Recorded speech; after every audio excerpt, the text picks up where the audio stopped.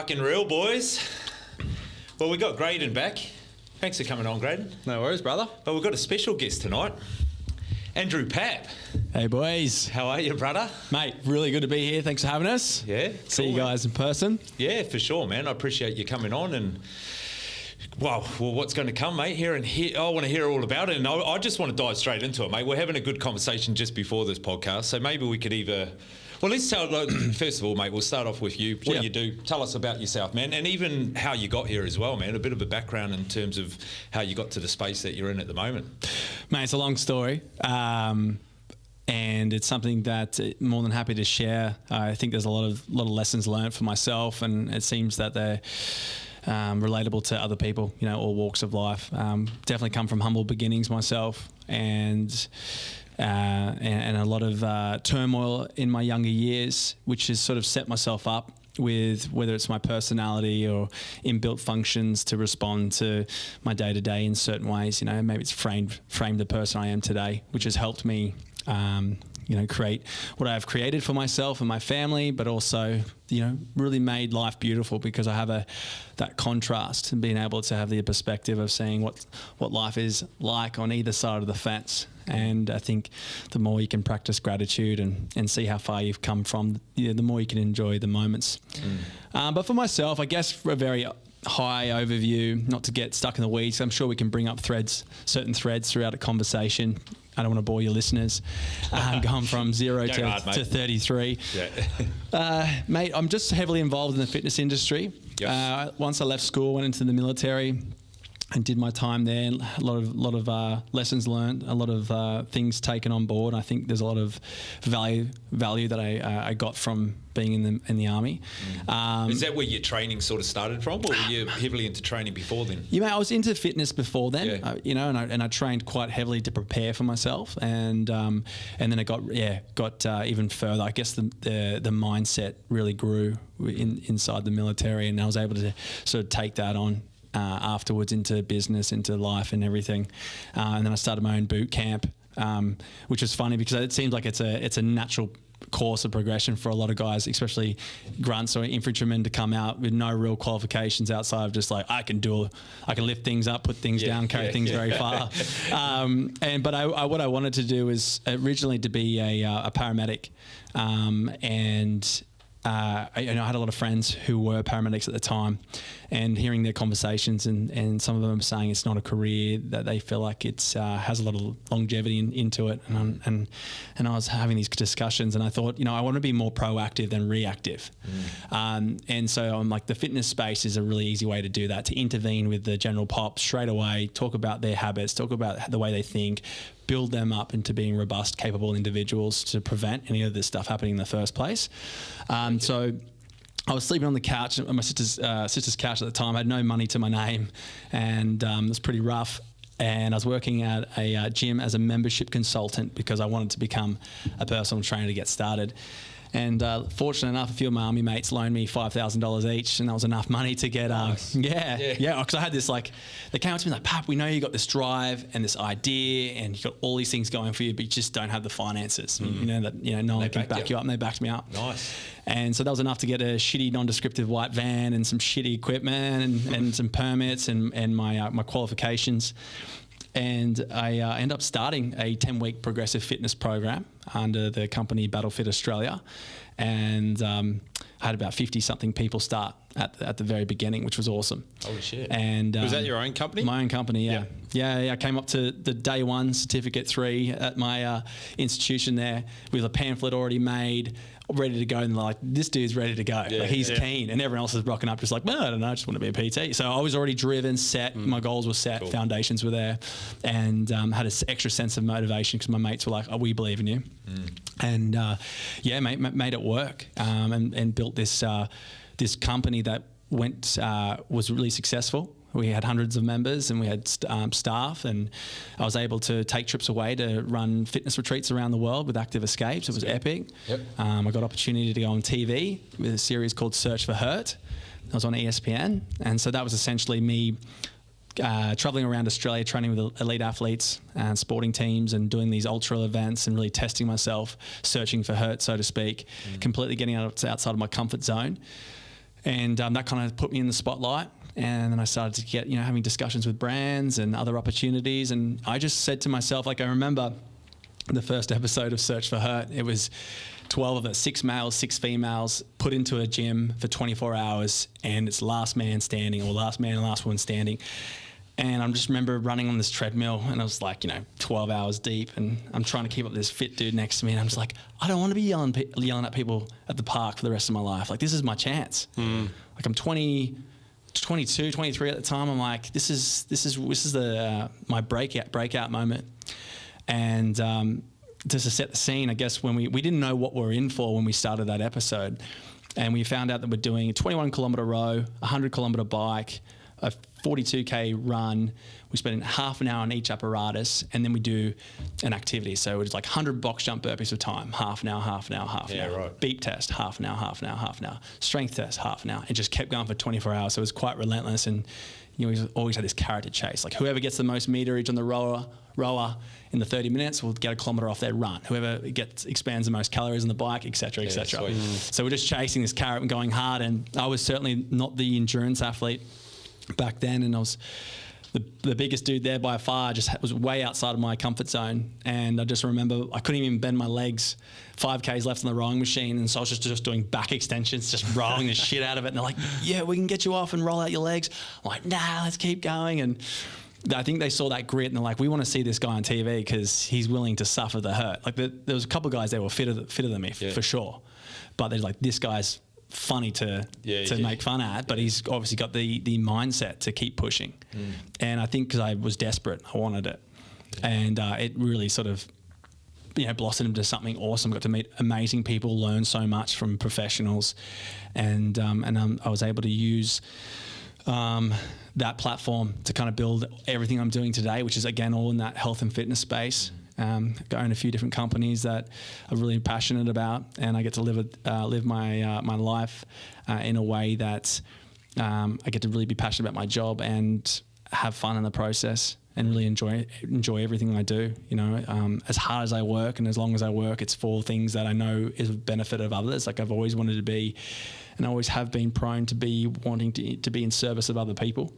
And that's where the fitness, military first, and then wanting to be a paramedic, and then coming into this space.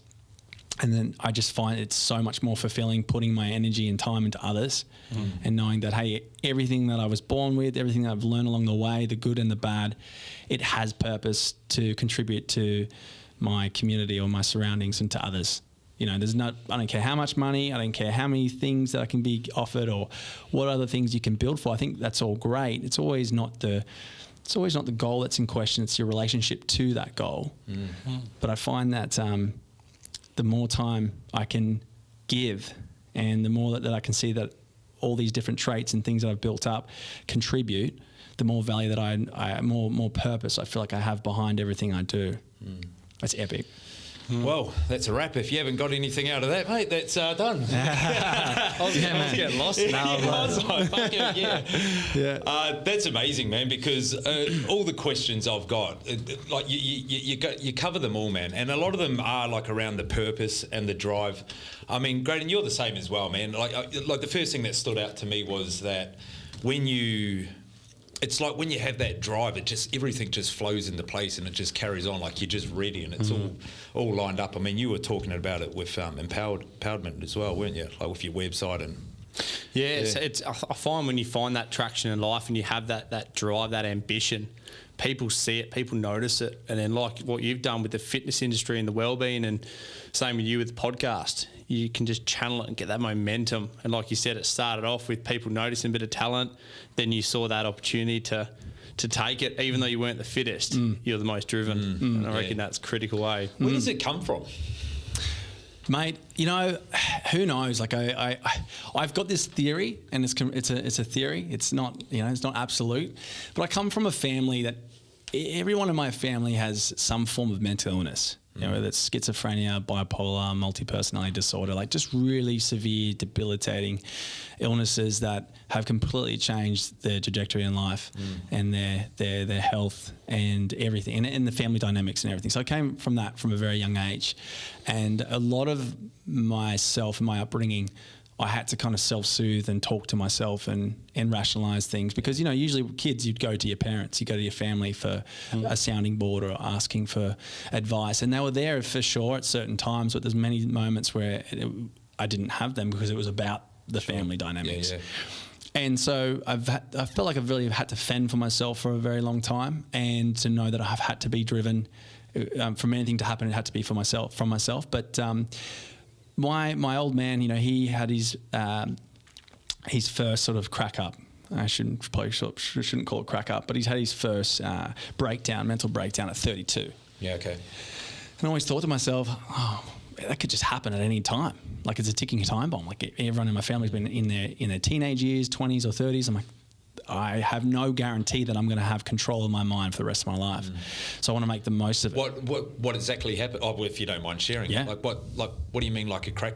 Yeah. So like it's stress in life compounds, or whether it's with my old man losing the business and the economy going downwards, and he spiraled out. He kidnapped me at 2 years old, thinking that people were trying to kill me, and other family members, having their own instances of that, and then going through that journey of not trusting your own thoughts and not being able to take on much stress and barely being able to survive, and it's just a complete whirlwind. It's horrible, right? And you can have conversations with them, and all of a sudden they might have a split personality. I'm talking to my old man, and he's like a young boy, and then this, and then any of the violence that happens, all these traumatic things that I've been through that I didn't really kind of stepped out into, detach and going, this is actually quite significant. Yeah. This is actually full on. I was just like, this is life.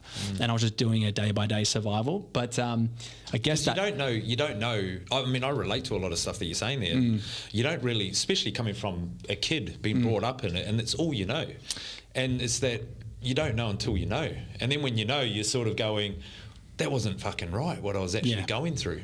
You get conditioned to any environment, right? Yeah. And it doesn't matter the severity of it. It's that whole terminology of a frog being slowly boiled. Until I was able to step out of that, which took a long time to understand how serious everything was. But I think for myself, I've never touched drugs, not because there was any sort of morality, ethical thing. It was more knowing that some family members, their mental illness was contributed by taking, mind-altering substances. So I was like, I don't want to touch that. I was surrounded by it all the time, but I was like, no, that's just not for me. It's not worth the risk. I can have a lot of fun without it. Do you think that's where you started to establish your mindset?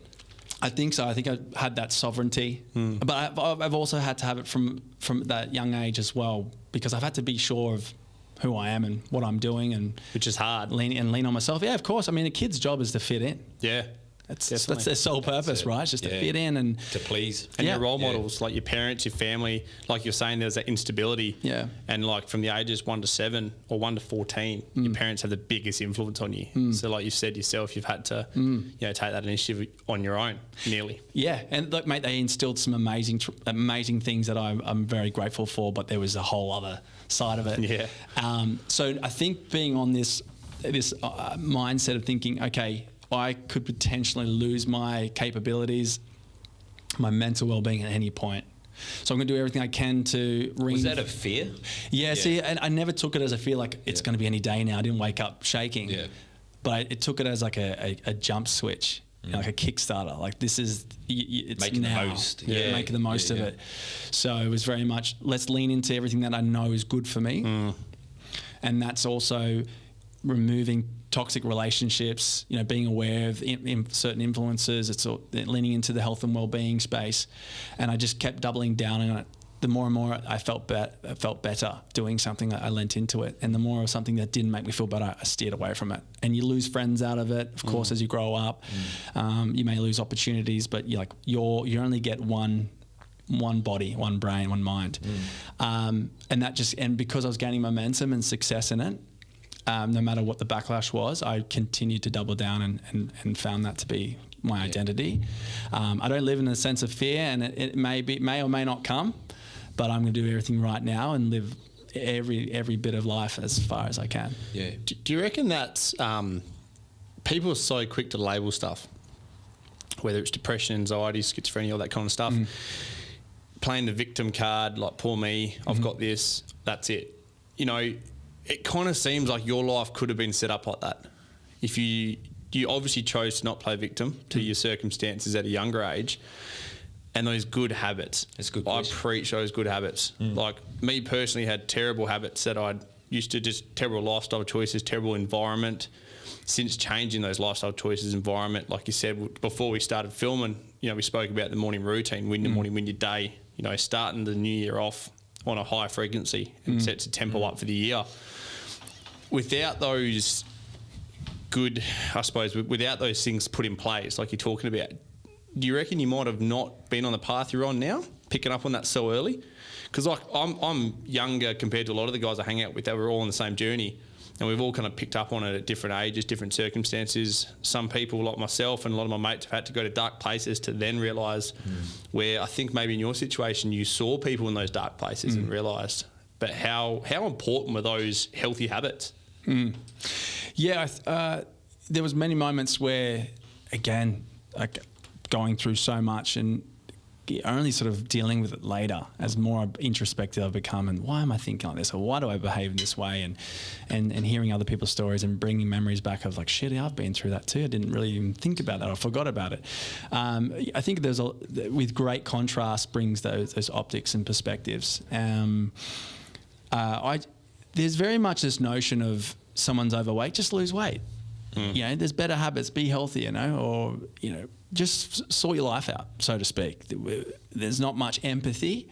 And I think going from where I came from, growing up in housing commission and seeing some of these kids live in the conditions that they lived in, and we, at the time, my parents had a home church and people used to come every Friday night from all around the neighbourhood. I lived in this entire neighbourhood that was government housing, and just the horror that you'd see and the shape of these people rocking up and how bad things were for them.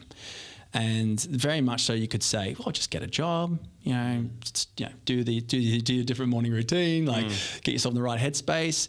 But the empathy side of things, seeing these people as humans and knowing that if I were to live their life, I would do the exact same thing. I'd be in the exact same position. There was nothing special about me. It's just about how these cards fall and everything that they know, from even from their genetics to their, it's this whole nature versus nurture aspect. So it's no point in me just telling people to strap up their boots and sort their life out. But what is it a matter of? I mean, again, I'm relating to you, man. I've been brought up in the same sort of like with the housing, and seeing all the different, all your different mates and what they go through, and but then you grow up with that compassion to people that you see in life older. But what are your thoughts? I mean, I have mine, but what are your thoughts around, so when people have got an addiction, or if they've got a certain behaviour or the way that they look at their life, or they just can't get out of bed and get to the gym, where do you think all that comes from? And then, if this was a question to you for those at home, where's a good place to start to try and discover a better way of living, or to crack and get over addictions, or a better life and things like that? Yeah, I'm sure it comes down to the severity of it, dosage, how long they've been involved with it, what their environment's like, and all these other factors. It's definitely multifactorial. But I think if people feel like they're in a safe place, feel like they're not being judged and feeling like they're being seen as another human, I think that's where starting any conversation with common ground first, and with no sort of stipulation, not stipulating any sort of obligations or standards. It's just like, let's just talking human to human. Like, you talk to a lot of homeless people, and a lot of them are just normal people that just had strung out of luck. Yep. Don't have that drive, I guess, as well, to overcome. I mean, because the mental battles or hurdles, and some can get over them a lot easier than others. Well, we're talking about drive earlier today, or early in the podcast, and I find like drive is just someone who's not going to accept no for an answer. Or mediocrity. Because you're like, all these things, you build this traction and momentum. It doesn't just appear. Yeah. It's you saying no or not accepting all the red lights. It's like, no, I'm just going to keep going. I'll find a way to get around it. And you actually start changing the structure of your brain, the neuroplasticity, how your neurons fire, the certain circuits that are made up, rather than going into maybe a negative outlet or a negative way of thinking. My cup's always half empty. Why me? This victim mentality that we spoke of. You're finding, I've still got more in my cup. or I want to fill it up, or this is going to work. It's just around the corner, or I know what it takes. And so there is so much that we can do in our lives to reinforce this positive neural circuitry. But if you're there, we can't expect everyone else to already be there, because either there's some sort of genetic component that allows you to suffer more or deal with it. Maybe it's a nurturing component that you've sort of lessons you've learnt along the way. Potentially it's people in your life, mentors or other influences that have kind of bred that in you. But we have all lived different lives, so it's very hard, these questions that you're asking, to give that black and white answer. So I think it's always it's a very much it depends. It's very multifactorial. But one thing, I think the way to start anything is a conversation coming from a place of like, you're a human with your human needs, and I'm the exact same. Yeah. Like, where there's so much, there's more common ground between us than there is not. Whether you're someone who's homeless or you're CEO of $1 billion company, there are things that we all long for. True. Okay, and some of us strike out and get it, and some of us don't. Some of us are searching for it. So I find that when people see that you are generally there in their corner for them, they're willing to make some changes, and they're like, I haven't felt this before. What is this energy, or what is this support, or why I have never had this before? And then it's just starting small. And I really think it is about exactly what you were saying earlier about looking to change your environment, change the people you hang with. Like, I think our relationships is massive. And micro changes. So think big, start small. Yeah. That was my mantra for this year.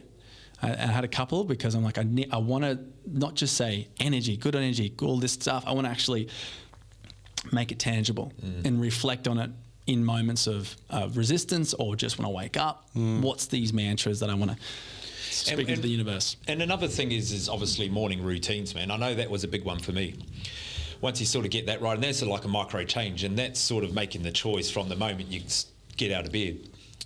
And as soon as you put that one foot down, then you get that momentum of that next foot, and like cold showers and things. Like, what do your boys' morning routines look like? For me, there's so much I want to touch on. Man, you nailed so much. You said, like, that was great. Yeah. Well, do you want to put that on pause? That's a great question. Yeah. Do you want to touch on any of those things? I'll touch on a couple. Like, the morning routine's awesome, because a lot of people can grow, I reckon, rapidly from the routine. Yeah. But so much you just mentioned then is just a critical. Like, I struggle with empathy for quite a while. My personality, I'm very full on abrupt. I know some boys that are probably going to listen to this will be laughing. Empathy with others, yeah. Empathy with others, and with myself. But the victim card doesn't go well with me, only because I played it for a long period of time and it got me nowhere. But I think it's such a fine line with playing victim and then actually someone needing empathy to push through that issue. Where a lot of people, I find, and this is obviously just my opinion, but sometimes people need that hard hit. Like, you need to suck it up, crack on, this or that. Where some people are like, you actually need to sit down, put yourself in their shoes for the day, and then go, holy fuck, like, I need to actually, respect this person, kind of thing. And I think that follows on to the second situation that I wanted to touch on, was being able to respect people for their own journey. Where when I embarked on my growth journey and just started to, like you said, get momentum, and I was just firing away, I was like, this is wicked. Like, I'm extremely dyslexic, never read a book, struggled through school, started punching books out, started just teaching myself, like, not playing victim like I always did. Started reading books, getting around the right people, got mentors in business, in personal growth, everything. And I was like, this is amazing. So I wanted to get my mates on board. I was like, come on, guys, like, I want you to experience this. And then I started getting resentment from them. And it was a hard reality for me, realising that, one, I had respect for them, but everyone's on their own journey. Just because you're doing amazing things for yourself doesn't mean that's their journey necessarily. Some people are okay, doing the 9 to 5, going home for dinner with a family, that kind of stuff, just paying the bills resentment and getting by. In the way of you're too full on for them, or you're too full on, but just trying to push something on someone that doesn't want it, but you want it. You know what I mean? Yeah. Where now I've learnt through ups and downs in situations where everyone in my life, I respect them for anything they're doing, whether they're still doing drugs and partying, or reading books and starting businesses. I think it comes down to finding that sovereignty and having that high self-esteem in oneself, where a lot of us do get stuck in groupthink. And let's put the instance of, you're at a party Someone's like, hey, you want a cigarette? Like, oh, no, thanks. Or you want a drink? Oh, no, thanks. Everyone, and the first thing that everyone's like, why? Yeah. What's wrong with you? Is it, are we being judged? Like, you're highlighting something because you're going against the grain. And, that's, if you are happy for this, everything you were saying, you're happy for that because you know you're happy in yourself. And we talk about relationships. I don't believe there is grey lines. There's grey area for relationships. They're either positive or negative. Yeah. I don't have time to think, maybe they're good for me. Yeah. Fuck that. You're not. Yeah. Like, you don't celebrate my wins. You don't mourn my losses. I'm always overreaching, overextending. Is there great periods for small moments of time though, like transition and? Well, because you'll know because there's been proven ground that they are in your corner. So if I have a friend has a relapse, they're selfish or they say something and there's an outburst, you're like, oh, that's obviously not the 7, 8, 10 years I've known you. This is just something going on in your life. But if it's just this new group of people that you're meeting, or maybe your friends change, because like yourself, you changed. We all change. We all grow and evolve, whatever direction and however that looks like is to the person. But yeah, there's this understanding that it's either positive or negative, and the 5 relationships we spend the most time with, have massive impact, and a lot of these relationships are proximal. They're not your best mates, not the people you would like to spend time with. It's just because they're at work, or they're commuting, or they're at the gym.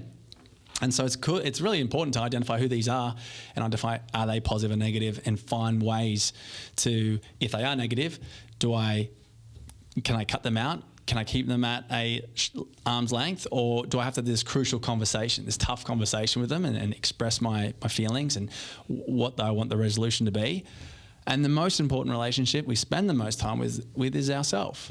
And that's where I'm thinking that if you start to realize, shit, I'm my own greatest relationship, my own greatest person, my own greatest ally and enemy.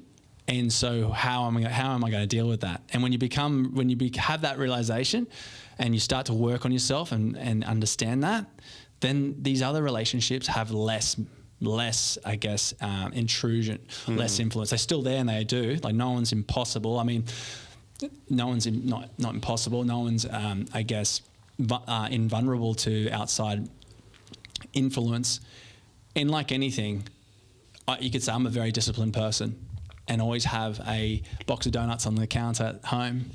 I'm not going to have it. And you can keep walking past it. I'm not going to have it. But why have it there in the first place? Why test your discipline? Yeah. So remove everything. Be the architect of your environment and remove any sort of stimuli that you know is going to detract from the person you want to be. I know that was a long-winded discussion. No, I like that. You got me though, man. I think, I was in tune with that. I think as well, man, complimenting what you've said, like I do it with a lot of my clients where I get them to figure out what their 3 strongest values are. Nice. That they are within themselves. And you narrow it down from a list of 20 to 10 to 5 to 3. And I say, those 3 values, do not let anyone else come within your close circle if their values don't align. They don't have to be the same values. We're all different. But I find, and it's like your friends and stuff, they come and go. That's life. If you think you're going to be friends with the same group of friends from primary school, high school, till the day you die, probably a few of them, 100%, not everyone.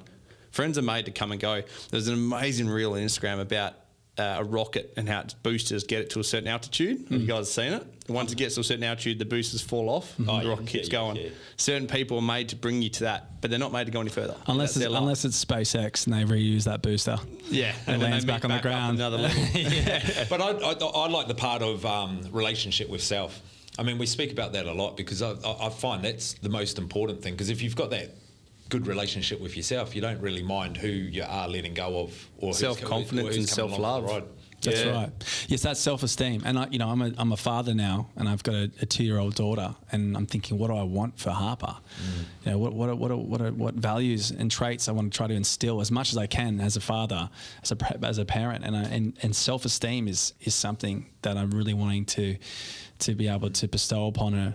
Not in an egotistical sense, but knowing that, hey, you don't need to run with the pack to know that you are valued. You don't need to follow trends to know that you have so much to contribute.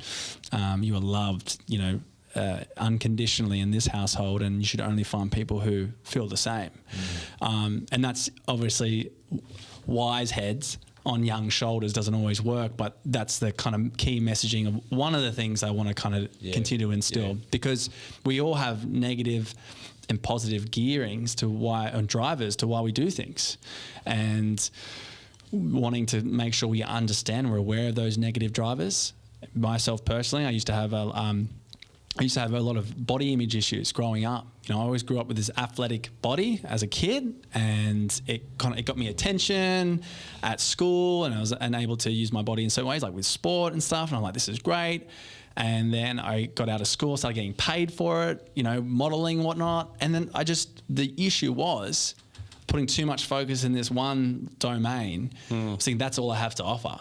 And so I got obsessive with it, from training to nutrition. I drank over the weekend, I ate too much food, well, I'm going to punish myself the next day until it hurts. You know, or, you know, I might deprive certain foods or whatever, certain luxuries, because I've got this mentality. And I had to kind of really dig deep and go, man, you're worth so much more. You've got so much more to give than just, hey, this dude looks okay with the shirt off. Like, how fucking stupid's that? Like, my body fat percentage is what I thought was important.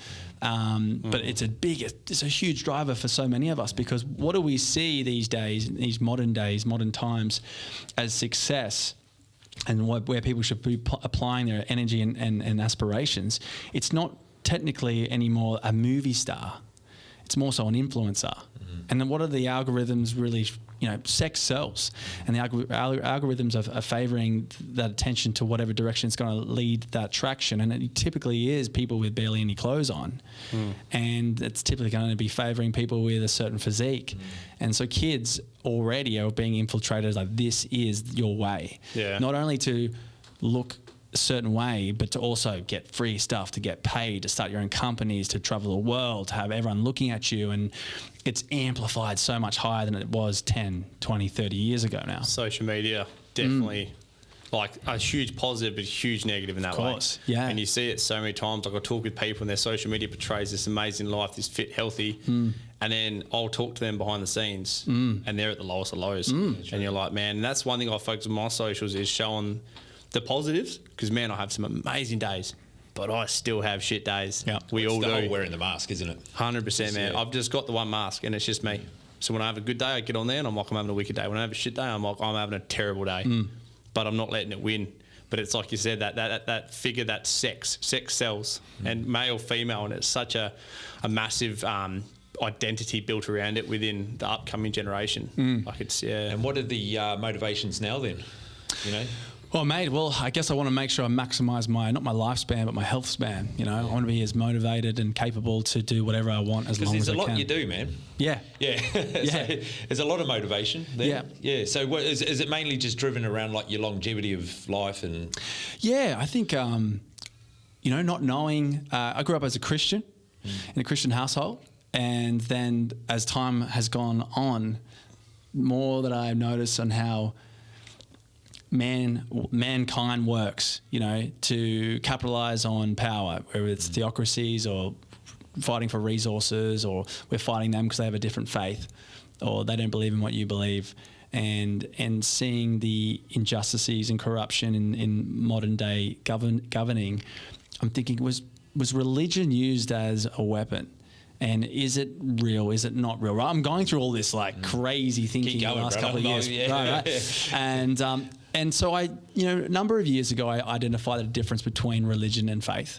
I thought religion is man-made, and it is created to, be able to steer and control and tell a narrative. And faith is something that's personal, and it's your own relationship with whatever a divine power or belief system it is. It's yours. And I thought there's a big difference between the two, and I respect both. I would never shit on anyone's religion. In fact, for me, it was really hard to be like, oh yeah, I'm a Christian and every other religion's wrong. Like, let me stand up in front of everyone else and say, you're wrong. Like, my God's right, your God's wrong. Yeah. But I understand why people are so, I guess, why they believe in it, because there's really no other way. You can't really be in a religion half-assed, right? You've got to be convicted by your ideas. But I didn't feel right. Reading the scriptures going, if God wants this for everybody, why doesn't everybody hear about it? What about the billions of people who grow up as Muslims or Hindus or whatever it may be, or the people that just don't have any interaction with the pseudo Anglo Westernized religions. So it didn't sit well with me. If I really believed in this higher power being all-encompassing unconditional love and grace and wanting this free will for everybody, it just had this contrast, and I couldn't really fathom with it, and so I wasn't comfortable with that. I was learning more about how I'm really into geopolitics, learning more about the mass scale corruption that exists in a lot of things, and I'm now at this crossroads thinking, where does that leave me? And the last thing I want is to think I am all that is and become this, it's all about me and I've just got to build up my own life and this is my one only life. But I'd rather think about we are all connected some way. And I do think there's something beyond this realm. I do think there is something, whether it is in the gospel of, Jesus Christ or whether it's something else. I do think it's something. I'm not agnostic and I'm not an atheist. I think there's something, and I still find myself praying to this day from time to time. And whether it's habitual, whether it's this sense of comfort, whether it's just a sense of not letting that go. But I haven't been to church for a very long time, and I'm not following that. But I guess the whole point, going full circle, why I brought that up, was that I think it's important to believe in something greater than oneself. For sure, yeah. Because when you put yourself under a magnifying glass and you become fanatical with this is it. And I don't know what's next, because like you say, I'm very driven. I've got different things happening. I don't know what happens when I die, but I know I want to live everything I can to my fullest, because that's what that's what fulfills me, and I can have as great impact on people around me in a positive sense. That's awesome, but I also don't know what's going to happen. Is that ambiguity? And I think I was diagnosed with ADHD this week as well, last week. So yeah, right. Yeah, I was getting treated by my physio, and she has a lot of brain training with and works with a lot of individuals, both young and old, who have ADHD. And we're just chatting away, talking about business and stuff like that. And she goes, "Oh, it's really amazing that you have so much going on and this ADHD that you have and da da da da." And she paused, and I looked at her, and I'm like, "Sorry?" She goes, "Oh, Andrew, you have ADHD." It's quite obvious. And then, obviously it's informal, and I don't take it on as something now, but it does kind of make sense on certain things. Yeah, that's another one of those words, man. Topics that have frowned. I'm starting to look at ADHD as a positive thing. A lot of people, you just need to know how to work it to benefit yourself. I agree so much on that, man. I reckon every second person that's on this podcast has got ADHD, me including. Well, I reckon if I went to the doctors, they'd come out with a list. Mate, you've got everything. But I've seen a video on dyslexia. Yeah. And I have been tested, and I've maxed the scale out. I'm right up there. I'm coming first. Yeah, I won that race. Yeah. Don't know if I'm that proud of it, but they talk about it. It's actually such a positive. It's not a disability. It's not a disadvantage. It's an advantage. It's a positive. Dyslexia, you just see things from a different perspective. The only reason it's a disadvantage is because I believe schools are designed and programmed to just produce workers. And if you're not sitting on the mat for 8 hours a day, that's a little bit over-exaggerated, but, if you're not designed to be there from 9 to 5, this is when you can eat, this is what you got to wear, from a young age and program, then just because you're a boy that can't sit on the mat as long as all the other kids, you've got ADHD. You're not going to fit into the system. It comes down to the victim. So it's a bad thing. It's a majority wins kind of thing, but it also just comes to victim's mentality. Like, right, you've been labelled with ADHD. Here's dexamphetamines. See you later. Then you just play victim. I've been diagnosed with a disability, that's me.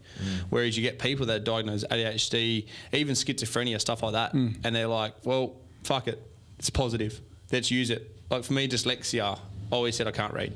I struggle to read, I hate reading. So I've read, over 20 books now, but I just chose not to play victim, and I'm like, no, I just need to read certain books, but then I pick up on stuff other people don't. And you just use it as a positive. Same as ADHD, the amount of people I know that have ADHD, and they're like, yeah, I have to take Dexies. I have to. But then I also know a handful of people that have got ADHD that don't, and they just channel it.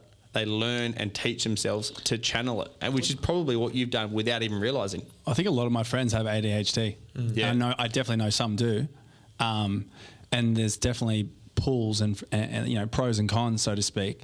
But I think you can even think about it as blood types. Yeah. It's like, oh, you're A positive. Like, fuck, I'm A positive. Game over, man. Everyone else is, O plus or whatever it is, A negative. And I'm actually A positive. Yeah, there you go. So maybe it is very much so, hey, this is your blood type. And, no point giving you something that's not your blood type. It doesn't work. Yeah. And like you said, I think you're right in terms of we've got a system that our society is built on that's only works with certain blood types. And the ones that don't fit in, you're like, oh, well, you're a lost cause. Yeah. Here's some pills. Or they're not to say pharmacology intervention is wrong. Not at all. Not at all. I'm a big believer in a lot of that. But I would say that there's no real off-ramp or on-ramp to something that's suitable for those blood types. Or options. There's like, oh, hey, look, you don't fit well in this conventional classroom or this conventional structure. You do great through this avenue. And that does take time and resources that I think really hard for governments to justify or taxpayers to justify if they're not getting something from it. So you're a 40, 50, 60-year-old something person and like, hey, look, we're going to need to adjust our taxes, or we're going to need to take money from here and put it over here, and that's going to really help children these days find their channels to, obviously work with their blood type, quote unquote. And I think it's hard for people to go, well, how's that benefit me? Like, that's not going to help the price of housing or food costs and stuff like that. So I think maybe there may be government bodies going, well, that's not going to help us re-elect us or get us elected. Yeah, that's right. Yeah. And that's, I think, the issue with government is also just comfort as well. I mean, everyone wants that schooling system to stay the same and the curriculum to be the same. And although I do feel like we are wakening up a lot with a lot of it is out there. Like, I've got a family member who, she's a teacher, specialises in disabilities, not severe disabilities per se, but dyslexia is one of them. And she's actually the one that was like, you're dyslexic. Oh, right. I mean, well, everyone said it, but I was like, whatever. But then there's certain coloured sheets you can put over the paper that activate it and make it go through. So it is in schools, but it's not probably funded enough. It's not aware enough. There's not enough pushed into it. It's not mainstream. No, because there's... When does it become the norm, though? Like, why does it have to be... There's so many. There's so many people with disabilities, minor, major. Yeah. I think it should be in the curriculum anyway. It should be a standard thing, in my opinion. Even if you've got a minor bit of dyslexia, ADHD, or you're maxing the scale out, I think it should be incorporated regardless. Well, what about, the growth of anxiety and depression in children now, whether they're fearing the climate crisis or post-COVID, right? That's a whole new epidemic that's happening with... I remember when I was a kid, all I worried about was playing with my mates after school. Didn't have to worry about the world burning on fire when I get into my 20s or 30s, or, having these social, having this 2-3 year blackout period of not being with my peers and being behind the 8 ball. I mean, I think we're in a terrible position at the moment. And whether it's the quick routes like, hey, pills, and less of awareness around it's a mindset thing. Yeah. There's other ways we can help with, figuring things out for you. Yeah, because that's time, it's energy, it's resource intensive. To really look at anything. So, like, we're working an organisation that I co-founded, Trek for Vets. We work with veterans. It is easy to throw big money at these bigger charities to say, hey, look, there's your psychologist and this is the other support, etc. Like, traditional means which do work and need to be around. But if you're not looking at other avenues or other domains, like, hey, here's a veteran who is in need of support. Let's talk to his family or his closest network on signs of anxiety and depression, or, what happens if they start to having these suicidal thoughts. What can you do to prevent that and be proactive? Like, that's the entire network, taking them on like a retreat for 10 days together to really ingrain it and do these big breakthroughs. That's time intensive resource, that's money, but it's effective and it's sustainable. Sure. It's sustainable for them. And that's what we need to think about. And the money's there. Yeah. It's just about getting enough, either whether it's government funding, channeling it, but just getting everyone to understand, hey, this is what it takes. We're human beings. We're not robots. Yeah. For so long, it's worked to go, hey, be the cog in the machine. Like, go to school, get your degree, get to work, and then retire when you're 60-something and die later on. And it's actually built a lot of stability in the world. It's it's removed a lot of poverty, like where there's been so many great things that we've achieved through this system, but there's so many cracks. You know, the internet has created this revolution that we're able to understand and see, hey, I was a subgroup, I feel like an individual in my town, but now I know there's tens of thousands, hundreds of thousands, millions of me out there who think the same, or there's actually better ways of doing things, or now we can scale certain ideas that were impossible before. So I think we're in this very flux period of ideas and methods and means. It's exciting, but it's also daunting because we're seeing so much is being exposed of what doesn't work. Yeah. But I think there's always going to be the ability to find solutions. And thanks for sharing that, man, because I mean, this is one of the motives why I have a podcast, because going through a lot of these hard times myself, I just thought, well, again, just going back to you don't know until you know. And I think us having these sort of discussions and speaking to different walks of life does open you up to, you know, this guy had mentioned or talked about this with anxiety, or this guy comes from this particular background, and becoming familiar and having those, normalising some of those discussions and what is actually out there, rather than just going, I'm feeling this way, go to the doctor and get, you know. Yeah, I think as well with the younger generation, with the expectations of social media and what society hang on the shoulders of this younger generation coming in. Like you said before, when I was little, it was just riding the BMX bike, getting up to no good, but that was what we were so pumped for. Where now with social media, like in primary school, they're on Snapchat, Instagram, all that kind of stuff, and the expectations is intense.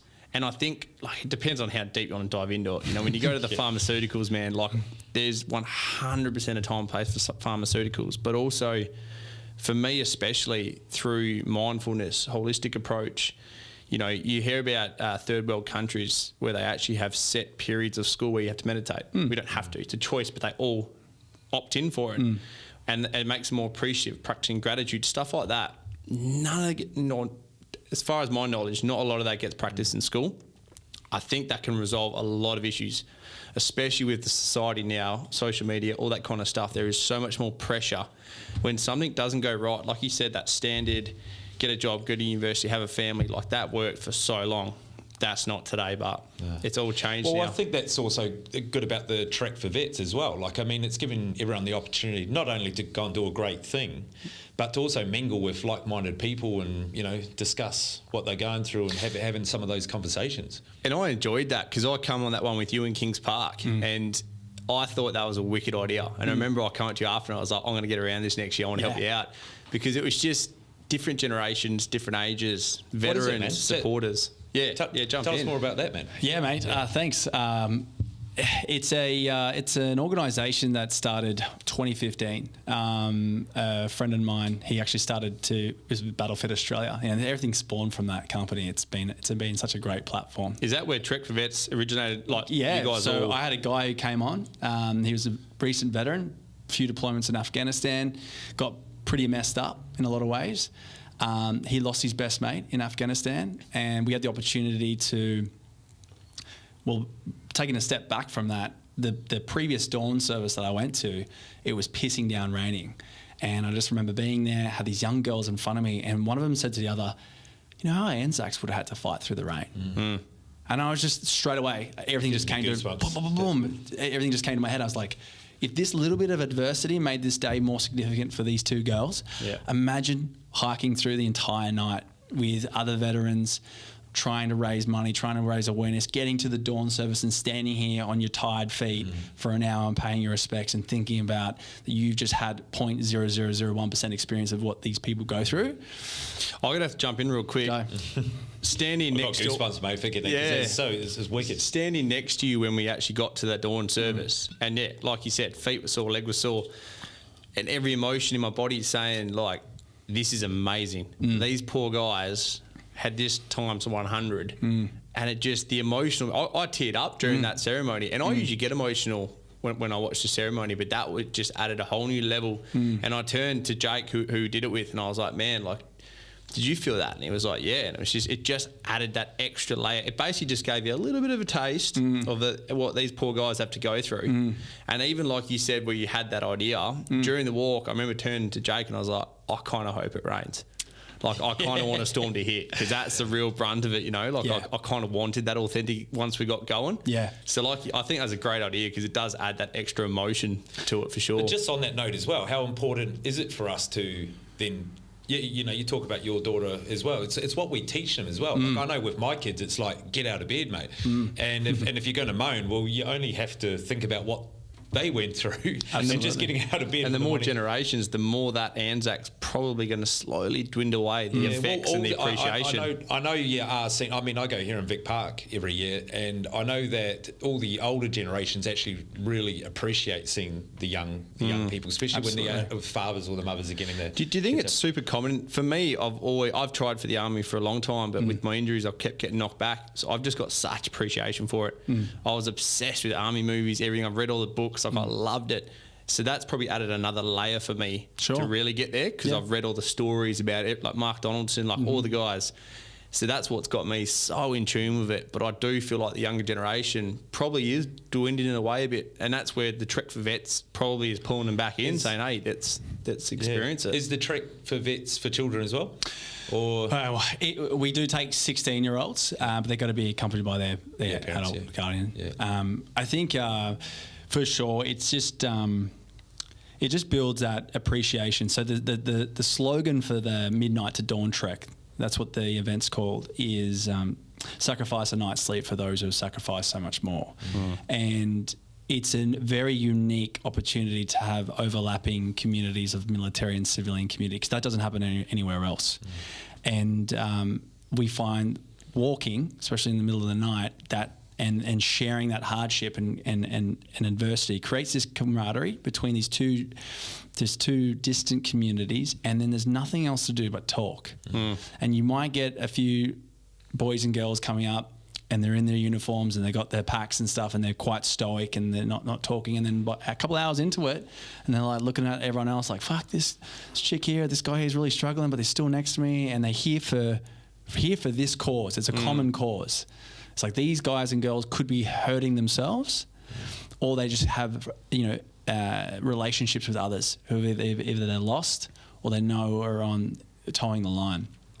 And I think that unison and mutual respect brings this important dialogue that's desperate.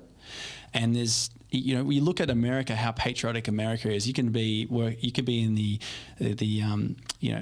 military there, and you get discounts, and people open doors for you, and there's parades, and it's very much runs their entire culture and economy, right? In Australia, it's very different, and there is so much, veteran suicide each week that just doesn't get discussed, and particularly when they're interested in vamping up recruitment to all new levels. They don't want to talk about suicide. Do you know the statistics? I think I don't want to say 70.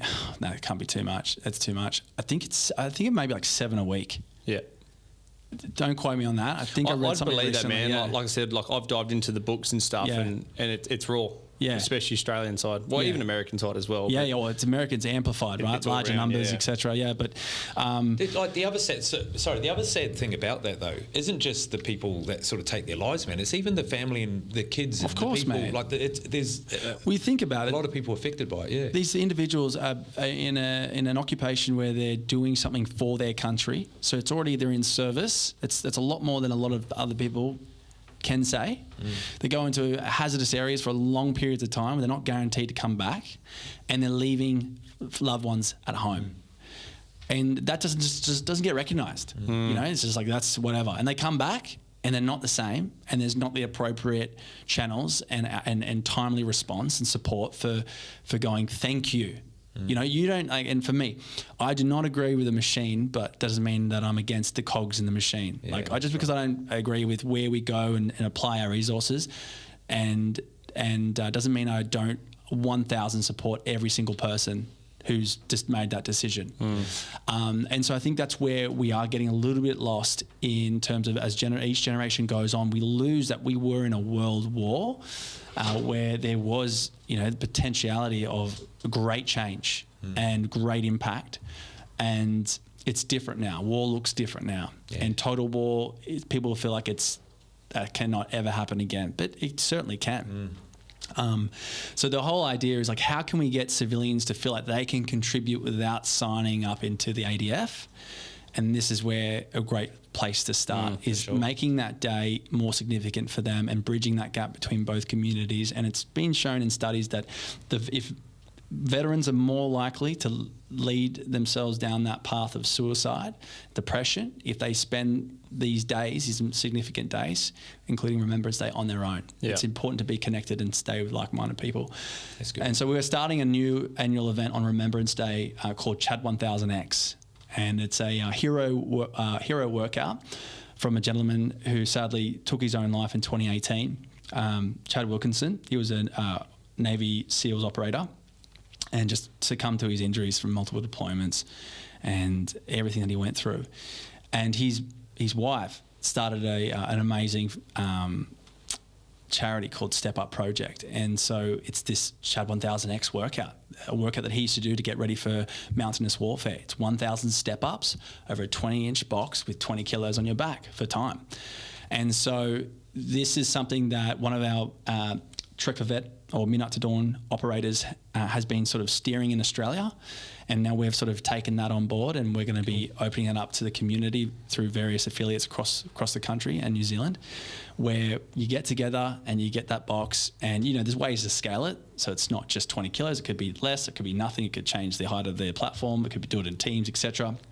But we want to make it a ceremony where we talk about who Chad was, what his legacy represents, the current situation of veterans' mental state. And what's available to them and what isn't. How can we get around it? Have a minute's silence to put things in perspective and digest it all, and then give it a crack. And it's not a race, it's just fucking let's go hard. When's this happening?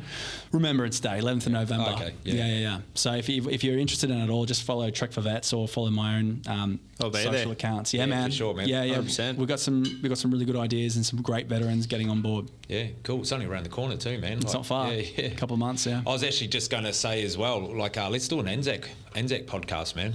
Yeah. I'd love to have something build up for the actual the Anzac Day and stuff as well. Mate, we should just get on with no sleep. Have a yarn after doing it. That's a good idea, actually. Yeah, for sure. Cool. For sure, man. Well, only because it's time, but I know. Yeah. Terrible. Yeah. What I want to quickly, I want to get back to the morning routine, man. I want to hear yours as well, because morning routine. Yeah. I'm pretty regimented with mine. Yep. Obviously we can touch on them, but I want to hear your routine as well. Yeah. Because I think there's a lot of similar good habits. Yeah, definitely. Look, man, I am. People see me as this person who's like so driven, disciplined, gets after it, all these things, and there is truth to that, because I have these. That is, I guess, who I am to a degree, but I can get spun off course. I can get derailed. And I know that the morning for me is the catalyst for whether my day is going to be fucking good or my day is going to be average or below average. I'm so stoked we had time to talk about this. Yeah. So it's very, very important for me to make sure that I have the due diligence to execute my morning routine. And I don't want to be fanatical, and I don't want people to feel like there's only one way of doing it, or if you skip a day, fucking life's over. Because then, particularly with sleep, if people, and even like wearables, sleep trackers, people can get really crazy about it and start losing sleep. Like, it's very common. But kind of seeing everything as tools, and making sure you use the tool that suits your quote unquote blood type, right? And that's not to say I've got anything special about blood type, I'm just using it as an example. But for me, mate, it's very much as soon as I wake up, because I've got a child now, that's kind of thrown a spanner in the works as well, and traveling a lot throws a spanner in the works. I've kind of had to keep it very simple. Because when I was exploring and coming up with more things like certain mobility routines, breathing routines, reading routines, writing routines, all this stuff, you're like, fuck, man, I need 4 hours to get all this done. And as young single lad or lass, maybe you have the time to do it. Good on you. Go for it. But it had to be simple, so it was repeatable and sustainable. And so for me, I get up. Sometimes I get up to a crying baby. The shit at nappies. I need to change Harper's nappies. I need to square that away and get her back to my wife. Sometimes I wake up and no one's awake. I'm like, brilliant, clean streak. Let's get out of here. So that's always going to be something that changes from time to time. But the very important for me, I get up, find some space to myself, and I do simply minimum 4 minutes of breathing, and it's just box breathing. And it's just a super easy way of doing it. I don't want to overcomplicate it, because I can sit there and breathe for 30 minutes and I'm happy to, and I feel even better for it, but it's not always feasible, because a lot of the times with my wife, well, we made an agreement, any time before 7:30 a.m. is my time. So if I get up at 5 a.m. on the dot, I got 2.5 hours. But that 2.5 hours can go very quickly when the baby starts crying at 4:45. Yeah, true. And then it's already 6. Oh my God. So I got to make it as punchy as possible. So 4 minutes, typically it's usually closer to 10 most days. I can say 95% of days it's 10 minutes of breathing, box breathing. And towards the tail end of it, I start really exhaling and holding my breath at depletion for 30 seconds, 60 seconds, all the way up to 3 minutes when I'm feeling on a good day. Then I go and jump in my cold tub. I've started a company, The Dope, with a good friend of mine, and we started with these fully automated cold tubs. They're epic. And I set it down to anywhere from 3 to 5 degrees, and I jump in there for minimum 3 minutes, and I can just breathe and just cop it. And a lot of times I'm like, I fucking don't want to do this, And like, that's the time I got to do it. Yeah. Now, who's going to carry the boat? And the logs. Yeah, that's right, the logs. So I jump in and I always feel way better, 100% better. Bang, hit that, and then I'm off to the gym or off to my outdoor training. And I'm back, before 7:30, and I'm fucking on another level, ready to just get after it. So just on that note, man, ice bath before training. Correct. Yeah. Yeah. So there is because the inflammation process from said stresses of training play such an important role in eliciting strength or hypertrophy. So if you are looking as your main goal is strength or hypertrophy, ice bathing afterwards, which I used to do all the time when I was younger, actually blunts that said response. So doing it either later on in the evening or doing it before training is a great time to do it. It doesn't have that interference effect. If your number one goal is to recover, so you're ready for the next session, or you're more in endurance, or you're just doing it as a lifestyle, you don't really care about performance metrics or whatever, then just ice bath whenever. For mental health, it doesn't matter, Doesn't matter, no. I find I do it mainly for that. It's just how you feel after it, Yeah. Hey, shit. Oh. I'm the same with the ice baths. Yep. Near on every day, but that's interesting. So I do it after I train. And I've never really looked into it much. So I started it more for the mental health side, for the dopamine kick. Yes. And like you said, most days I don't do it is when I want to do it. And the days that I do it is when I don't want to do it. Yeah. And that sounds backwards, but I preach to people. When I wake up and you just have a mentally flat day, which we all do, on numerous occasions, it'll be 3, 4, 5 a.m, cold as fuck, and I'll literally wake up and I'll roll over and I'm like, I can't be fucked doing today. We all have those days. Absolutely. If someone says they don't, they're fucking lying. We all do. And I'll get out of bed in my jocks and I'll walk straight outside. Similar setup. I've just got the chest coal. Nice. It's always on, sits at 0. And I just get straight in. Yeah. And there is not one moment that I fucking enjoy that. No. Yeah. The 3 minutes I'm in there, I'm staring at my timer. Yeah. Usually I do a meditation, I drift off, I can do 3 to 5. Yeah. But the whole time I'm staring and I'm like, I hate this. I hate everything. Don't How put good head is it, under. though? I get out. I'd say it's one of my biggest things that helped me get through what I've gone through, man. Yep. Like in terms of depression and you know. You can't have a shit day after an ice bath. Yeah, 100%. It's near. Everyone should be I've doing it. yet to have Yeah. one. And if you don't have an ice bath, cold shower. Well, through winter anyway. Yeah, man. I find that just as good. Yeah. Really. Well, yeah. Look, there's because people like that. Everyone who's doing cold tubs or whatever are just fanatics. This is a cold. This is not true. The science doesn't back it. And regardless of the papers, regardless of what the research says, which a lot of it is promoting that has multiple benefits from across the board. You look at it as something of you are reinforcing the person you want to be, right? And it's another vote. Every day is another vote of the person you want to be. And you are taking control of your control center of the brain, your prefrontal cortex, that says to you, cold, no, don't. Yeah. Go the easiest. You're always looking for the path of the least resistance. That's how you expend the less amount of calories. That's how we have evolved to survive as a species. Don't do the hardest things for the least amount of reward. And you have to convince yourself to go, I can just stay in bed and it's warm, or I can go in this fucking cold bath. And you've got to have that conversation, that internal dialogue with yourself. And so everything that you do, you're not dipping into having another pizza tonight. You're going to cook your own food. You're not going out for the piss. You're going to stay home to go to bed early so you can wake up and go for a run. You're going to jump in and have a cold shower instead of stay in bed for an extra 30 minutes. Everything that we do, you know, these are all just compound little votes on the person you want to be. 2 years later, you look at the person you were 2 years ago, like, holy fuck, I'm a different person. Yeah, fuck no. Then everyone sees... everyone who isn't in that mindset, because they're wherever they're at, they look at you and they go, you are a very disciplined and completely different person to me. I am not you. You're like, no, hold on, I was you. Yeah, that's whether it was last year or 10 years or 20 years ago, I was you. We all come from that space of, I want to do the least amount for the greatest reward, because that's how we're built. And so regardless of the inflammatory, regardless of the immune benefits, regardless of the circulation benefits, regardless of anything like that cold water brings to the table, I can do the hardest thing in the morning. It means I can kick down doors the rest of the day. Yeah, sure. You know, I'm not going to procrastinate and worry about, I can't have that conversation with that person. Fuck it, I just jumped in the cold tub. I had a cold shower. Like, I'm fucking doing anything. Like, you build that personality and that way of thinking, and that's the most powerful thing that I find, because then you do all those other number of items that are easy to not do when you are in that flat state of mind that you mentioned. Yeah. That is the number one, obviously the mental health benefit. Of course. The resilience. Yeah. When I've been doing it for about 2 years now, consistently. Nice. When I first did it, 30 seconds, I'm out. Spat the dummy, no good. So people come over now and I'll go 3 to 5 minutes, meditate, get out, and I'm relaxed. Oh, how do you do that? How do you do that? Or with my meal prep, I eat the same meal every single day. Yeah. And they're like, how do you do that? How do you do that? But what the most common thing I get asked is, well, I wouldn't enjoy sitting in cold water.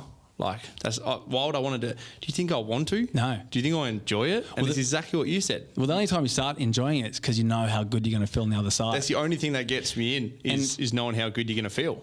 I do get excited. I got to admit, I do enjoy it. Only because you know the outcome, yes. though. Yeah, that's whereas right. someone that hasn't. Yeah, that first initial getting into the ice bath is... But, you know, I've got I'll quickly story. I won't mention his name, but he had a back injury. Yep. He's a FMX freestyler and he's just had that many surgeries. His back's stuffed.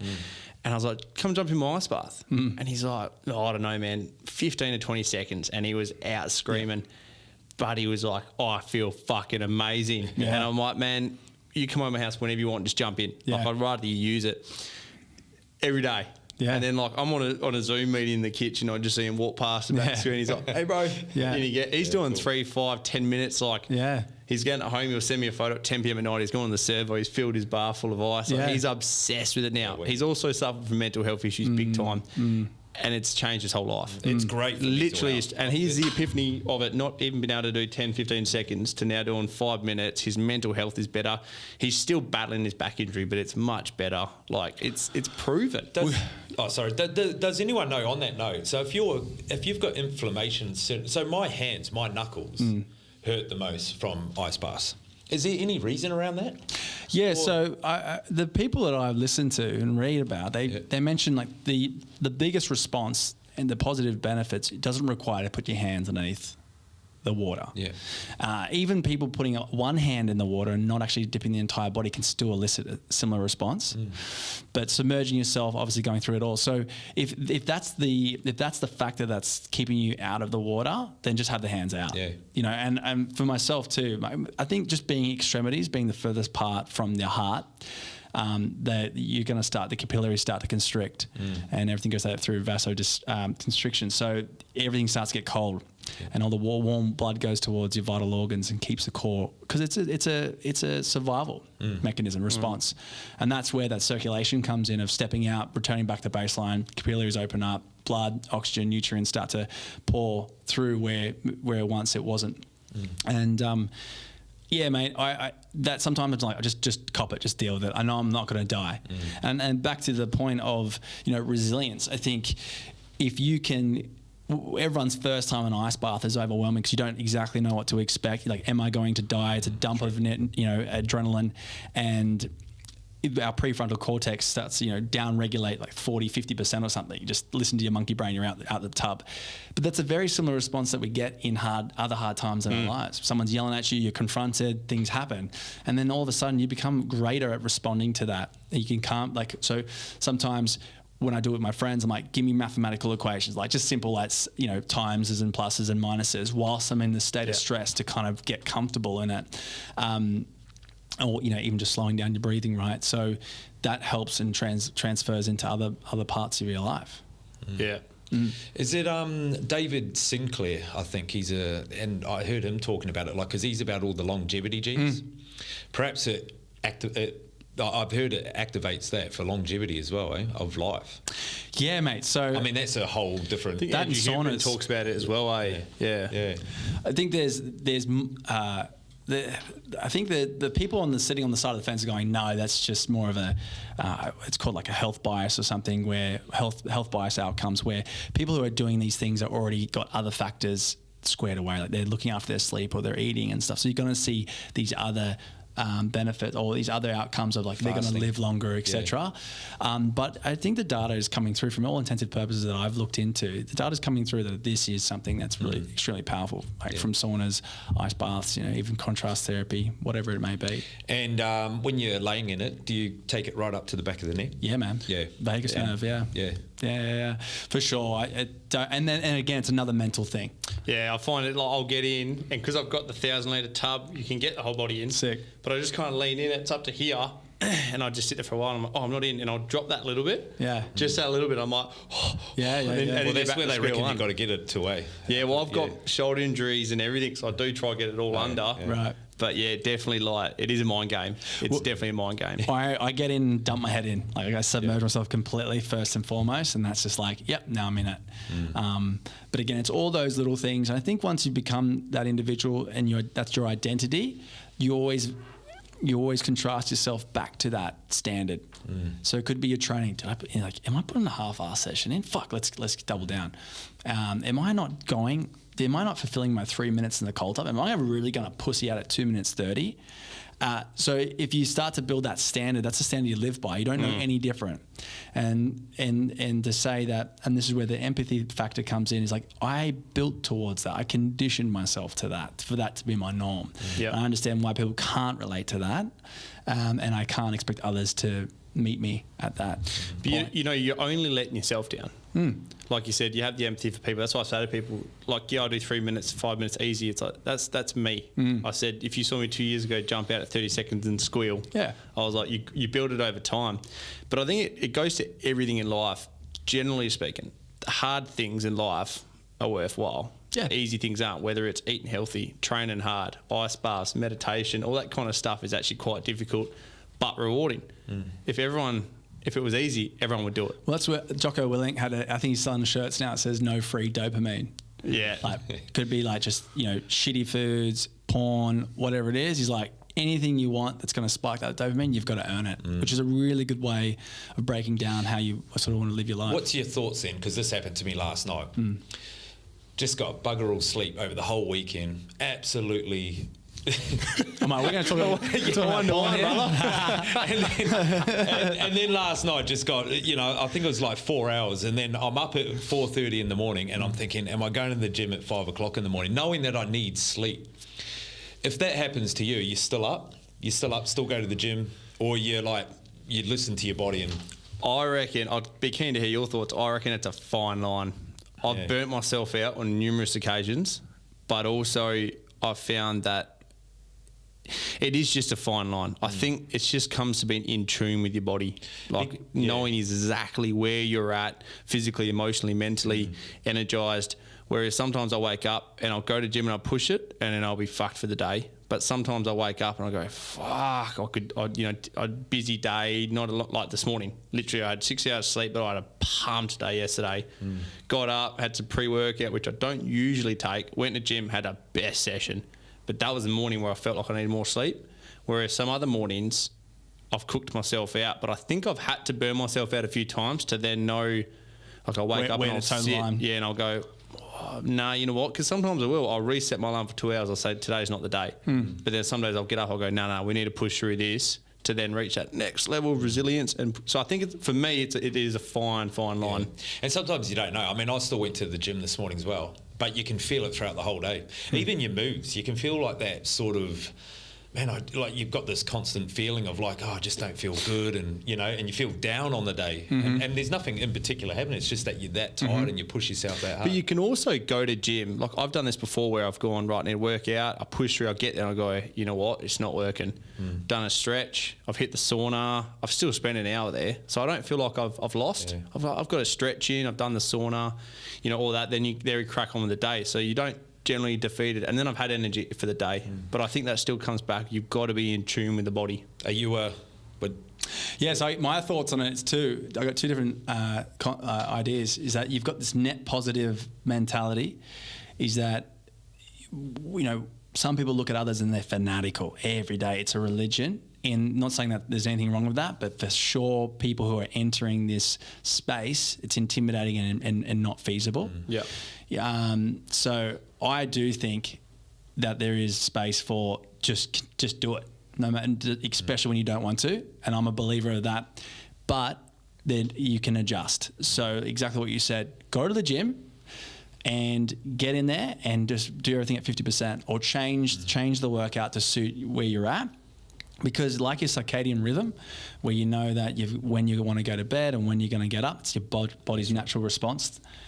Find your circadian in your day-to-day routine, which is going to the gym or going to that workout environment, just showing up. We always talk about just show up. And that's continuing to reinforce that. Now, if you decide to go to bed at 3 a.m. and wake up at 10, you're going to feel like dog shit for a couple of days.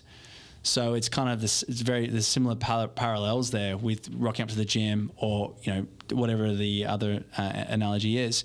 So if I have a shit morning, could be baby related, just could be anything else, I'll still go. Yeah. And it actually happened to me a couple of days ago, and I still had a really good workout. I was like, no, and I feel so much better, and you just have this kind of mentality for the rest of the day. You touched on it right at the start. I don't know if we're filming like that.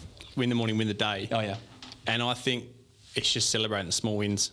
And I've found if I snooze the alarm, which I'm not perfect, I still do that, the day's a bit shit. Yep. I find, I have a client ringing me, I have all sorts of dramas where the ice bath, the gym, the routine, whether or not it's an intense routine, it's the light one, it's a rest routine, the routine of winning those first couple of hours of the day, for me, is imperative. Because then I'm just set up. As well, isn't it? So it's like, for me, it's like, a building, it's like pouring the concrete. You create that foundation, that building's not going to fall. If you skip your morning routine, you fail it. And failing, if you learn from it and grow from it, it's not failure. But if you skip it, or you just say, fuck it, I don't want it today, you're not pouring that concrete, that building's going to drop. It's just that foundation, man. And it's my old trainer, Darcy, who's over in the Gold Coast, he talks about routine. And that's Darcy. Where... Good guy. Awesome dude, man. Trained with him for a while, and I had my routine before, and he just got me to step it up a notch. And just that foundation and routine, I mean, that got him out of jail. That got him back, not going back to drugs, all that kind of stuff. And for me, every morning, whether it's a rest day or not, I still wake up, I still read my book, do my affirmations, gratitude, everything before I even look at my phone. Every day. I don't think I've missed a single day. How good's the gratitude? Mate, powerful, man. You mentioned that right at the start. I was meant to go back to it, but yeah. Such a simple act can have such a profound effect on your life. Like just as simplistic. And doing it long term. I used to do it sometimes when, like things weren't going, life wasn't going great. I'd sit there and I'd write all the things I'm grateful for. But doing it every morning as part of your routine, or that's when I do it. I know sometimes people do it before they go to sleep, because mine's more about what I want to, how I get into the day. So it's part of my morning routine. I do gratitude in the morning, reflection at night, and I just reflect on the wins and the losses, but I just celebrate every win, small or large. And in the morning, one of my gratitudes I write every day. I write 3, and one of them is sleep and energy. Because for years I had chronic fatigue and I couldn't sleep. I was 20 minutes a night for a long time, and I had deviated septum and a lot of other issues I had to get sorted. Yeah. But I started a business and everything with no sleep. But when I got everything sorted and I had my first sleep, I was like, holy fuck. A whole new person. I'm still grateful to this day. Yeah. Sleep, affection, mental health, physical health. Everything. Every system. Right. Man, I want to talk to you about that, because I struggle with sleep. Oh, man, I've got every tip under the sun for you, brother. Yeah. And that's part of the reason why I asked the question as well, because I'm very... strict on myself as well, like resilience, you know, just get out of bed, get to, you know, so I was at the gym at 5 o'clock this morning. And training when you don't have sleep. And then I find like sometimes you get to the afternoon, although podcasts give me a lot of energy to keep going, but, you know, you just burn out, especially being a father as well. Sometimes you're just getting home and you're just like... Yeah. You know, so that's why I was sort of asking the question of what you do, particularly being a father as well, you know. I guess you've got to have those boundaries as well. Especially, Well, you got to give back to yourself. And again, you've got to make sure that you are good to be able to provide for everybody around you. And in fact, there's this idea of just sacrifice, give. That's true, because everything you do is for something or someone, but not to the point where you have nothing left to give, because then you're useless, right? So you got to make sure you're capable. So you do these routines. You stick to the things you know they're going to be building you up. Stronger you are, the more if you're the most capable person in the room, then you can help the most. And it's easy to burn yourself out. It's easy to get lost in what everyone else is doing, their morning routines, these people who get paid full-time to do all this cool stuff. And you're like, I can do it too. And you're trying to juggle it, right? You're full-time uni student, you're working full-time, or you're full-time on the tools. You got kids at home, you're barely making ends meet. You're like, am I weak? Am I not resilient? Am I not robust? Like, am I not a man? And I think that does creep into a lot of people's headspace, because like you mentioned, a lot of the content that's put out is orchestrated to make that individual look great, and not showing that vulnerability and moments of weakness and that real talk, right, which this podcast is all about, is deceptive. And it can really take people. It's like 1,000 cuts. 1,000 cuts kills, right? And it may not be significant to knock you off today, but that keeps creeping to you that it's just you are different, you are weak. I think that really hurts, rather than going, no, you and I are exactly the same, and we're dealing with the same problems. However, I get paid full time to do this. Like you commit 40 plus hours a week to your full time job. Imagine you could do that, but for your health and wellness. Yeah, you'd be in a completely different place. Like, give yourself a fucking bone, man. Like you know, and we need, you know, we talk about 9 to 5 being a bad thing. We need everyone doing everything. We need shift workers, as bad as it is for their health. The fucking world would break apart if we didn't have shift workers. If we didn't have people doing all the hard jobs. If we didn't have people, the cogs in the machine. We need everybody. And there's this dichotomy of kids growing up now thinking that becoming an influencer or starting their own, being an entrepreneur is the best way out, is going to destabilize everything. And it's not fair, because they can't all do it. And nor so, and even the idea of like, you got to make your passion your job. Like, I don't think that's I don't think it's a fair message, because it's not for everyone. It's not available for everyone, and nor should it be. Not because not everyone should be able to, you know, that's not saying no one can live their dreams. It's just finding like a lot of, so even look at PTs, right? 90% of people who come in to get their certificate 3 and 4 fail at it. They pivot to something else.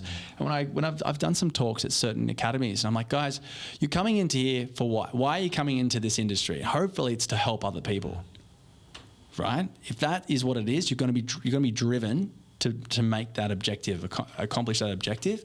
It may not be as a PT. You might turn into a dietitian. You know, you might be an exercise scientist. You might go into helping kids at school. You might start your own thing. Like, but if that is your objective and that's your driver, then you're going to make it work. Where do they find that out, though? That's the thing. Through experience. Yeah, experience. Not by give it a go. Fail. But not by looking at a phone and thinking that's my experience. Because you're seeing all the money, you're seeing all the attention, you think that's what it is. You haven't earned it. You haven't lived it. You don't know how you handle under whatever circumstance it is. You've got to fucking live it. And I think we've got to set up this idea and this reality for people, is like, you've got to give it a go, and you've got to try multiple things, and you're going to see what lands. And it's the social media expectations, like diving back into that. The life of an entrepreneur, man, it looks wicked on social media. Of course. It's fucked. So life, it's life, like, you know, life. It's equivalent. I love it, but it ain't glamorous. It's equivalent to a life of a gambler. You're going to hear about their wins. Yeah. You know, that's all. You never hear about. You don't hear about the late nights, early mornings, the grind, the failures, the fail, the repeat. Like, it's not social media. You just see the Lamborghinis, the travels, you know, all that kind of cool stuff, and it is that, but also it's just a fuck ton of hard work, drive, discipline, motivation, getting around the right people, that kind of stuff, where it's not for everyone, like you said, But that just seems like social media just focus on that, and it's like it's easy, man. It's free dopamine. Yeah. Right, and for those individuals who aren't really living up to what they're portraying on social media, it's almost like this. It's them licking their wounds, just like I'm lying through my teeth here, saying I went for a run and I didn't, or saying my business is killing it and I'm not, saying I'm happy but I'm hating myself. I just find that hard to believe someone out there does it. Right, but that's you know, that's why I love being so real on my social media. It's funny because, man, I've actually lost followers by doing it. Yeah, me in tears every time I fucking listen to you. I'm so, but it's just it's life. Yeah. You can't fake this shit. Yeah. And everyone does, and we obviously work a lot in the mental health space, well, we all do, and it's fucking people up. And I've had people message me and be like, man, like, I love your stories. I fucking hate doing them. Yep. But the impact it has on people, they're like, man, you're real. Like, seeing you struggle, but then the following week, overcome it. Yep. I'm not fake. No. Completely. And I think that's like... People appreciate... I'm trying to push that more. People on appreciate the you know, being genuine and noticing that, you know, we all... Like you said, there's podcasts and everything like that. It comes up a lot with this podcast where it's fucking real, you know? Yeah, that's right. And a lot of people are following it purely because of how authentic it is and whatnot. And we speak about it all the time as well. A lot of people that come from backgrounds like myself, like, we ain't going to go and talk. Like we're going to talk to someone that's fucking real. Someone that's been through it, done it, is the real deal. They don't need to be all shiny on the outside or anything like that. We need to have that relationship with them where we can trust and what they know. Well, man, that's, you know, I lived in Sydney for a number of years with my wife, and I feel like you get these meccas, like these points where everyone gravitates to because they want to prove themselves. Like, go to Sydney, go to the big smoke to prove yourself, and it does bring out the worst in people. And you're seeing that they're putting out this persona, and they're not living their truths, and they're willing to climb over you. And it when I came to that harsh realization, because I was giving, everyone, let's all win, and realizing that there was people out there who were against that and looking out to push me down. I was like, holy fuck, I've got to. That was a big learning, and I'm just like, no, mate. It's important to not let that, I guess, ruin wanting to get close to people and becoming too cynical, but really important to still kind of believe in myself, be honest with everyone, and people will gravitate towards it or people will unfollow you, like you said, right? Yeah. And it's not for everybody, but it's breaking that fear of judgment, I think, as well. Just being your authentic self, which obviously social media does suppress that. But for me, just like social media aside, sometimes it's just hard to be that in normal society. In general. Yeah. I mean, the fear of judgment is huge. We're social beings, right? Yeah. If you just go and start crying on the street, someone's going to think you're crazy, and people won't stop and talk to you. Everyone just wants to fit in. Right. It's human nature. Yeah. You always want to fit in. Where as soon as you fall back in love with yourself and you're so at peace with yourself, like I've done the 2 years of hard work to go back to me. Yeah. I don't give a fuck what anyone. I know what I'm doing is moral, legal, and ethical. It's true. Yeah. If everything you're doing in life is moral, legal, and ethical, you should be at peace with yourself. If it's not, you just go. Doesn't mean you're doing anything wrong. You just got to take a step back and go, why? Yeah. What area of my life do I just need to dive into a bit just to get back to myself?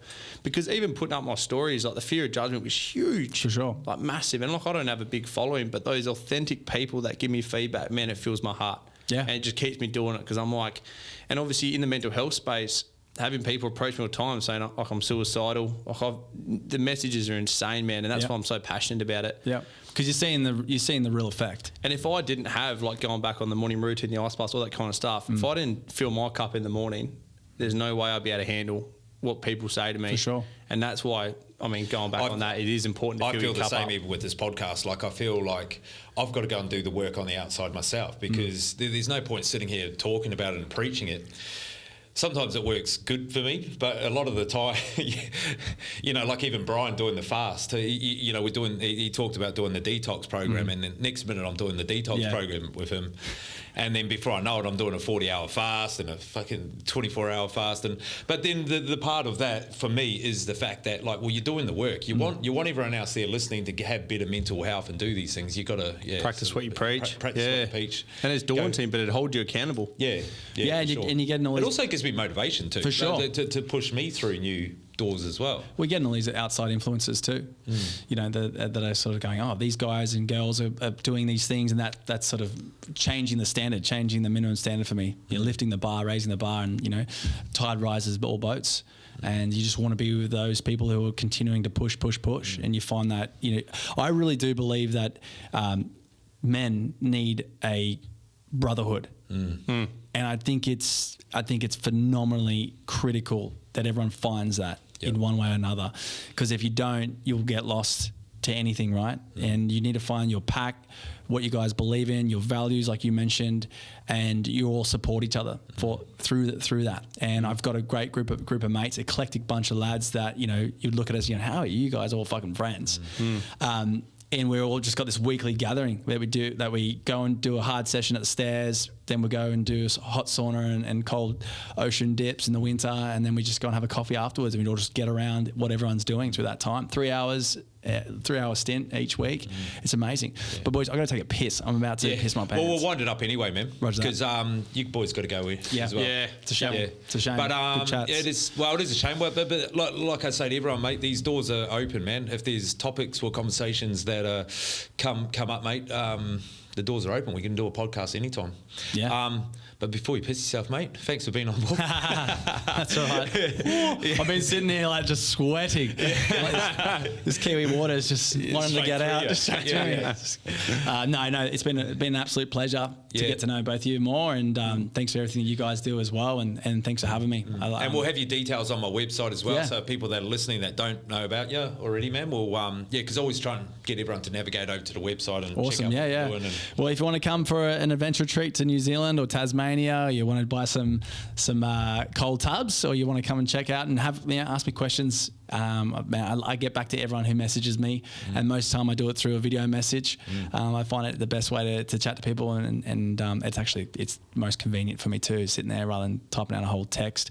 I just video people, and I find it a really good way to break through. So more than welcome to do that. Cool, man. Beautiful, bro. Thanks, boys. Awesome. Cheers.